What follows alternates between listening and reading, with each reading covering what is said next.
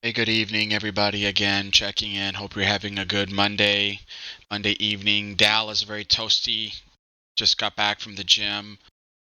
Hope you're doing well. So something I saw here. Now the article's a couple of days old, but yeah, some of these articles I have bookmarked. They're kind of older, but so all of us, right? We've all been using, we've all been using, or we've heard of the Venmos, the Zelles, the Cash Apps.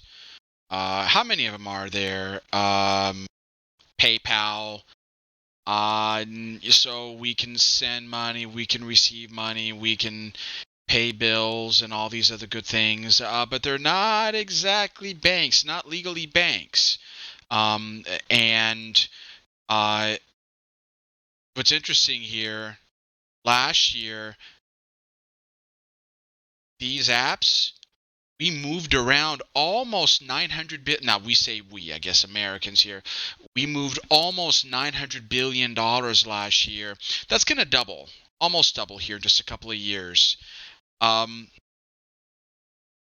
this article makes a good point, and I kind of wondered about this. And you read the fine print that these money apps and everything, they're not banking accounts. That they're not bank, at least not in a traditional not in a traditional sense. We think of checking and savings, and what you'll see a lot of these apps that they'll partner with some outside bank. I'll let you read the article again on this New York Times.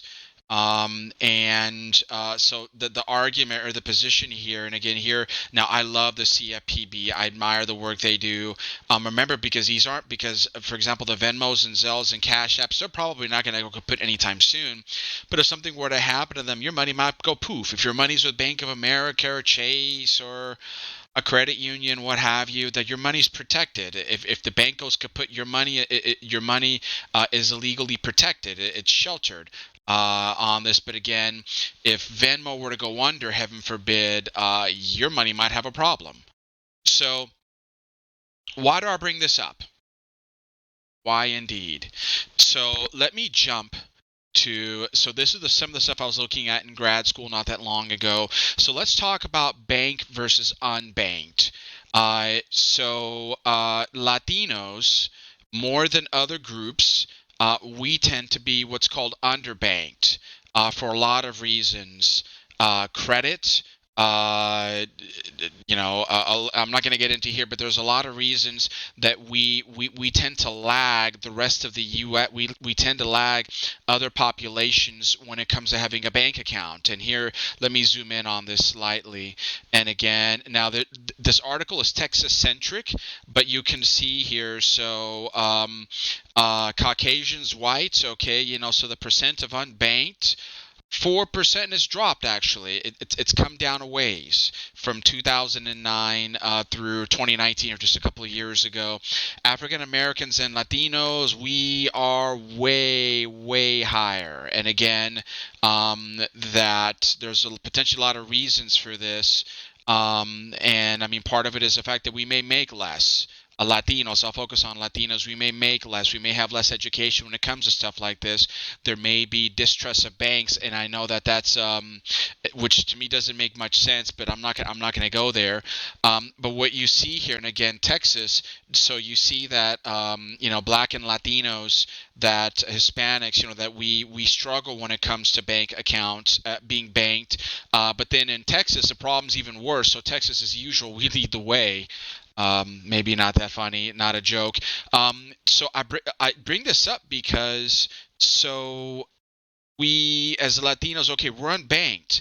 What does that mean? You're probably stuffing your money in a mattress, literally under the mattress. You're trusting your money probably with a friend or someone you trust, and you hope and pray to God that they don't take your money. You may be sticking your money with one of those like prepaid debit cards with all those crazy fees and everything.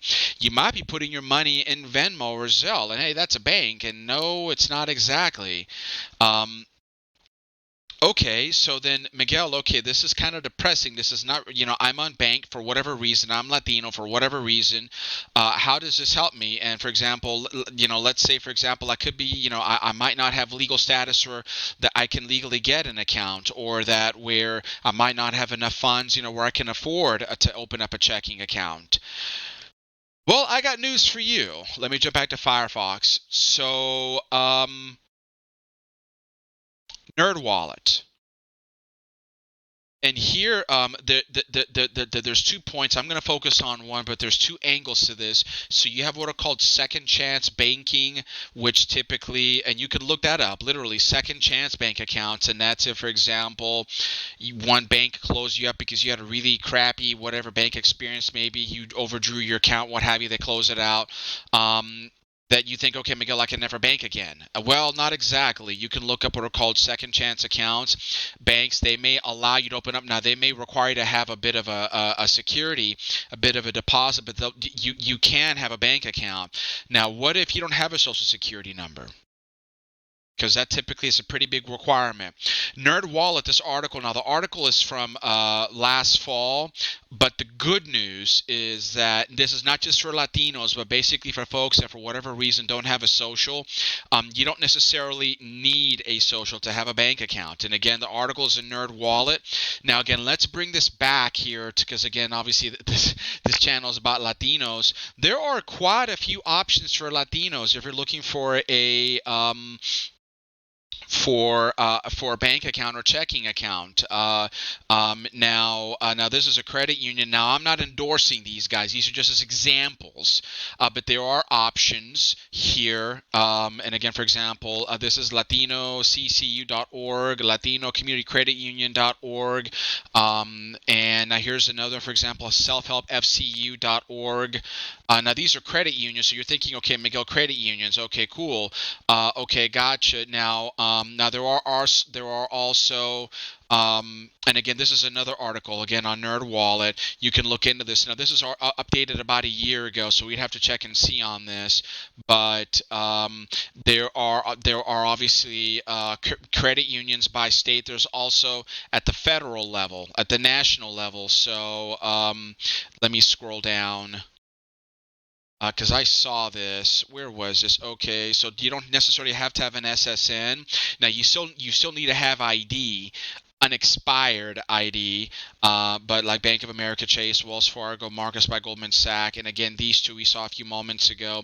And there are others out there. Now you're going to need also proof. You're generally going to need proof, that you're staying. So again, do you have a rental agreement? Do you have, I don't know, an electric agreement, a utility bill? Things like that. And again, this here, some of this would apply specifically if you're Mexican. Some of this would potentially apply here. So there are options on this, and here, the original article here, the risk of storing money in apps like Venmo and Cash App. Again, now Nerd Wallet has a lot of resources on this. So again, this is just about providing information. And I know one thing, and I'm Latino, and I've seen this in our community as well. Miguel, listen, we don't have resources for us, and well, I will correct you. There are, it might be, you might have to go through a hurdle or two, but many banks would be happy to establish a relationship with you, a financial relationship. You can build one, your checking account, your savings account, build all that in time. You can build your credit, which will allow you to do a lot more things with that. So, yeah, this is just some information. Thanks. Take care, and you have a great night. Bye-bye.